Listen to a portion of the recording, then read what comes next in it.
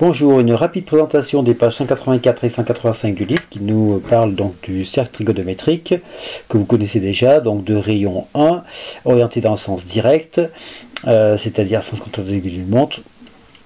L'enroulement de la droite des réels, donc tout nombre de la droite des réels peut se retrouver sur le cercle. Pour chaque point du cercle, on a une infinité de nombres de la droite des réels. Par exemple ici, on a le point qui correspond au nombre 1, mais également au nombre 1 plus 2pi, 1 plus 4pi, etc. On a donc les nombres qui sont comptés en positif ou en négatif. Donc par exemple, le nombre qui est ici correspond autant à 1 que par exemple à moins 2pi plus 1. Voilà ce qui est expliqué là-dedans. Sur la page 185, on vous parle de la mesure en radians, donc c'est assez simple, et c'est fait pour ça d'ailleurs.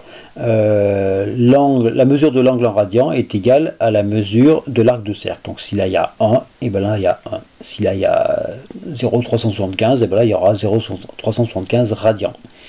Voilà, on n'écrit pas à radians, et la plupart du temps on ne le dit pas d'ailleurs, notamment quand on a des multiples de pi. On dira par exemple un angle de pi sur 3 et non pas de pi sur 3 radians. La correspondance entre degrés et radians est très simple à faire, puisque en fait tout simplement 360 degrés correspond à 2pi. Donc en faisant un produit en croix, on arrive à trouver un exemple ici. On a 270 degrés, et bien un radian ça fait 270 sur 2pi divisé par 360. Voilà, le produit en croix on simplifie et ça fait 3pi sur 2.